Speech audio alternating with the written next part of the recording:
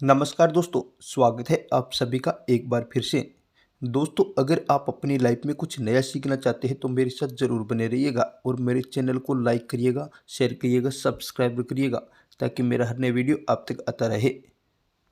दोस्तों, आज के इस वीडियो में मैं आपके साथ बहुत ही रहस्यमय वीडियो लेकर उपस्थित हुआ हूँ। तो आइए दोस्तों, जानते हैं, आपका ज़्यादा समय नहीं लेते वीडियो शुरू करते हैं।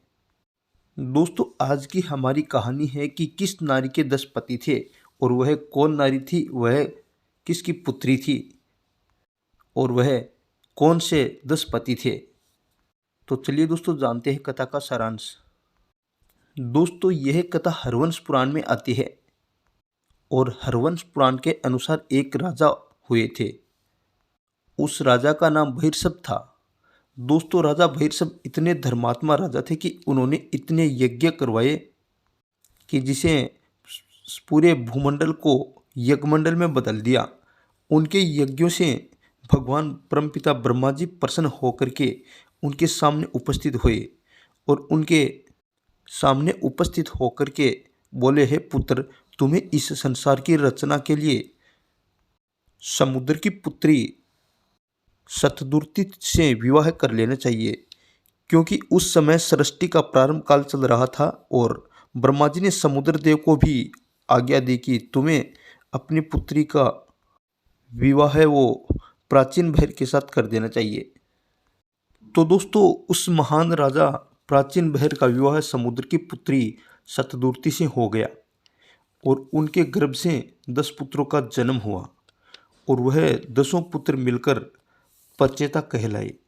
उन 10 पुत्रों को 10 परचेता भाई कहा गया है। वह 10 परचेता प्राचीन भैर और शतदुर्ति के पुत्र कहलाए। दोस्तों, यह कथा मैं आपको हरवंश पुराण के अनुसार बता रहा हूँ। तो दोस्तों, जब 10 परचेता उत्पन्न हुए तो उन्होंने आराधना करने के लिए वन को प्रस्थान किया, यानी तपस्या के लिए वो वन में चले गए और उन्होंने वन में घोर तपस्या की। उन्होंने 10,000 वर्ष तक तपस्या की और इतने समय में वहाँ पे वृक्षों ने संपूर्ण सृष्टि को ढक कर रख लिया।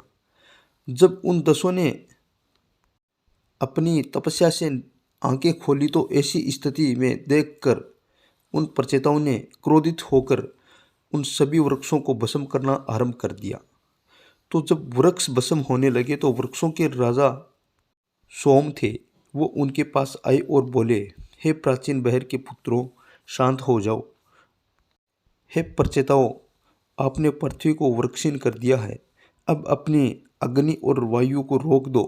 यह वृक्षों के राजा सोम कहने लगे थे। और क्या कहने लगे सोम? प्रचेताओं, जो वृक्षों की पुत्री है, मैंने भविष्य को देखते हुए इस कन्या को पाला पोसा था। यह कन्या वृक्षों की पुत्री है और इस कन्या का नाम मायरसा है। सोम कह रहे हैं, हे महाभागा, वृक्षों के सत से मधुमेह उत्पन्न हुई थी। तो दोस्तों, अब आपको बता दें कि वृक्षों की कन्या कैसे उत्पन्न हुई थी। वृक्षों के सत से मधुमेह उत्पन्न हुई थी वह कन्या और वृक्षों के राजा सोम ने उस कन्या का पालन पोषण किया था और उस कन्या का नाम मायरसा था।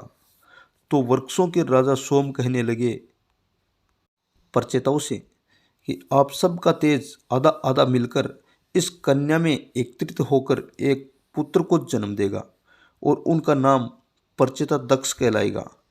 इसलिए हे परचेताओं, आपसे निवेदन है कि आप अपना क्रोध शांत कर लें। तो दोस्तों, जब वृक्षों के राजा सोम ने उन 10 परचेताओं को वृक्ष कन्या मायरसा से विवाह करने का आग्रह किया तो यह बात सुनकर 10 परचेताओं ने अपना क्रोध शांत कर लिया और अग्नि और वायु को रोक दिया और मायरसा के गर्भ में 10 परचेताओं ने अपनी मानसिक शक्ति से मायरसा को गर्भ धारण करवाया।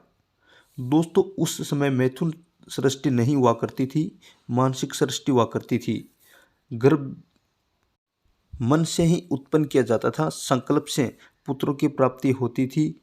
तो दोस्तों, इस प्रकार से इस कहानी का सारांश निकला है कि एक नारी और 10 पति और एक पुत्र।